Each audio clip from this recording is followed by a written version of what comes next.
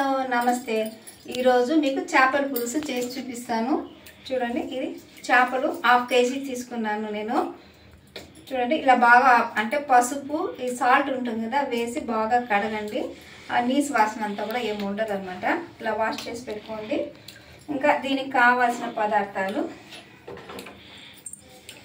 నూనె ఆవాలు చూడండి సాల్ట్ ధనియాల పొడి మిరప్పొడి పసుపు కరివేపాకు తెల్లగడ్డ చూడండి ఆవాలు కొద్దిగా ఇంగువ తీసుకున్నాను అంటే చేపల పులుసు కదా కాబట్టి ఇది వచ్చి నేను హాఫ్ కేజీ తీసుకున్నాను కాబట్టి ఇక్కడ నేను 2 స్పూన్స్ అంటే మీకు కారం యాసిడ్ మీకు ఎలా నచ్చుతుందో ఎంత కారం తినగలుగుతారో అంత తీసేసుకోండి నేనైతే మిరప్పొడి ఒక 2 స్పూన్లు ధనియాల పొడి 2 స్పూన్లు అలా తీసుకున్నాను మీ ఇష్టం మీకు కారం ఎలా నచ్చుతుంది అలా వేసుకోండి ఈ చేపలు ఉన్నాయి కదా ఇది చూడండి దీంట్లో కొద్దిగా వేసేద్దాం ఫస్ట్ చూడండి ఈ సాల్ట్ ఈ చేపల్లో వేసేద్దాం ఇంకా ధనియాల పొడి ఇంకా ఈ మిరప్పొడి కొద్దిగా పసుపు ఇది ఈ పౌడర్ మీకు చెప్పలేదు కదా చెప్తాను చూడండి ఇది వచ్చి ఆవాలు మెంతులు అనమాట అంటే ఆవాలు 1 స్పూన్ తీసుకోండి మెంతులు వచ్చి ఒక హాఫ్ స్పూన్ కొద్ది తీసుకోండి అనమాట దాన్ని కొంచెం రోస్ట్ వేయించుకునేసి పెట్టుకోండి చాలా బాగుంటుంది అనమాట ఈ బయట మసాలా ఈ పౌడర్లు అవన్నీ వాడకుండా ఈ ఒక్క ఇంగ్రీడియంట్తో చాలా టేస్టీగా ఉంటుంది అన్నమాట ఇది ఆవాలు మెంతులు రోస్ట్ చేసి పెట్టుకోండి ఇది చేస్తాం కదా ఇవన్నీ లాస్ట్ మళ్ళీ చేస్తాం అంటే ఇది వచ్చి ఏం చేస్తామంటే కొంచెం బాగా కలపెట్టి ఇలా పెట్టేసి వదిలేసేయండి అది బట్టి అది కానివ్వండి ఇంకా మీకు చెప్పాను కదా మిగతావన్నీ ఏం చేద్దామంటే చూడండి ఇది నేను చింతపండు పులుసు కలిపి పెట్టుకున్నాను దీంట్లో వేసేస్తాను అంటే ఒక్కొక్కసారికి అలా కాకుండా అంటే ఉప్పు కారం అన్నీ బాగా పడుతుంది అన్నమాట ఇలా చేసుకున్నారంటే ఆ నీసు వాసన అనేది రాదు ఇప్పుడు మీకు చెప్పాను కదా ఈ సాల్ట్ ఇంకా ఈ ధనియాల పొడి మిరప్పొడి పసుపు అన్నీ వేసేస్తాం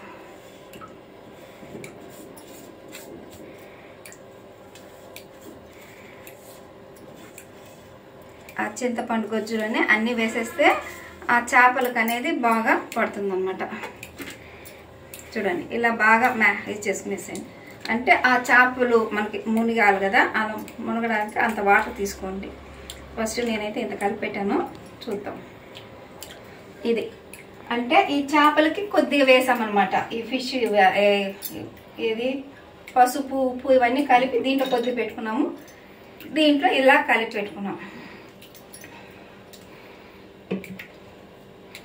ఇప్పుడు నూనె వేసుకొని కొంచెం బాగానే ఉంటుంది నూనె హీట్ ఎక్కాక ఈ ఆవాలు ఉన్నాయి కదా ఈ తెల్లగడ్డ ఇవన్నీ వేస్తాం ఈ ఆవాలు వేసేస్తాను ఫస్ట్ బాగా వెయిట్ చేయండి ఆ సౌండ్ వచ్చి నిలుచుకోవాలన్నమాట అలా కాకుండా వేసేస్తే పచ్చిగా ఉంటే ఆవాలు అలాగే వాసనగా ఉంటుందన్నమాట ఇంకా ఇలా తెల్లగడ్డ వేసుకున్నాము కరివేపాకు వేసేసిన తర్వాత ఇది కలిపి పెట్టుకున్నాము కదా మనము కలిపి పెట్టుకున్న దాన్ని ఇలా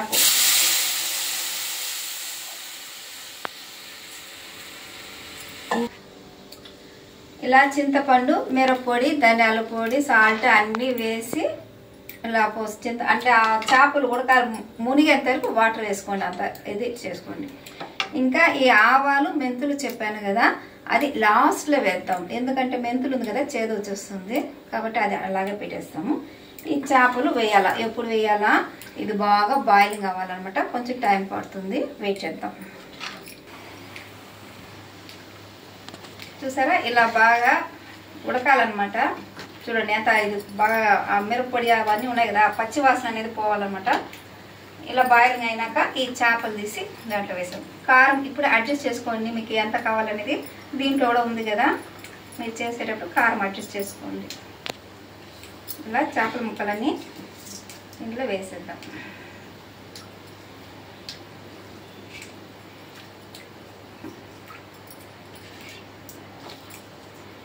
ఓకే, అంటే చూడండి ఈ చేప ముక్కలంతా కొంచెం అలా మునగాలన్నమాట, అప్పుడే ఉడికేదానికి అవుతుంది. ఇంకా మూసి పెట్టేస్తాము, కొద్దిసేపు టైం పడుతుంది ఉడికేదానికి. తీసేద్దాము. చూడండి బాగా పీసెస్ అంతా బాగా ఉడికిపోయింది అనమాట. ఇంకా మీకు చాలా డ్రైగా కావాలంటే పెట్టుకోవచ్చు, రైస్లోకి బాగుంటుంది. మనకు దోశలో తినాలంటే దోశకి కూడా బాగుంటుంది. ఇలా కొంచెం నీళ్ళగా పెట్టుకోండి దోశ కావాలంటే, లేకపోతే కొంచెం ఇంకా చేస్తే రైస్ బాగుంటుంది అన్నమాట. కాకపోతే ఈరోజు తినడం ఇంకొకటి చెప్తాను చూడండి. ఈ పౌడర్ ఉంది కదా, చూడండి ఏం చెప్పినైతే ఆవాలు మెంతులు చెప్పాను కదా, ఈ పౌడర్ వేసుకోండి, చాలా సింపుల్గా చాలు. ఇప్పుడు ఏమవుతుందంటే చాలామంది ఈ ప్యాకెట్స్ ఉన్నాయి చూడండి, ఈ ఫిష్ మసాలా అనేసి అవి ఉన్నాయి కదా, చేపల పౌడర్ అన్నీ అమ్మేస్తుంటారు. ఇంకా ఎర్రగడ్డ, తెల్ల అల్లము ఇవన్నీ వేస్తుంటారు అనమాట, జీలకర్ర అవన్నీ వేయొద్దండి. అంటే ఈ హోటల్ వాళ్ళు చేస్తున్నారన్నమాట, ఎందుకంటే వాళ్ళు గ్రేవీ ఎక్కువ కావాలి కాబట్టి వాళ్ళు అలా చేశారు. అక్కడ హోటల్లో తినేసి వచ్చిన తర్వాత ఇంట్లో కూడా అది బాగుందని అది చేసుకుని తింటున్నారు. ఏం అల్లము, తెల్లగడ్డ, టమాటా ఇవన్నీ వేసి ఉడకపెట్టి చేసేసి, అంటే గ్రేవీ ఎక్కువ వస్తుంది అనమాట. అలా వద్దు.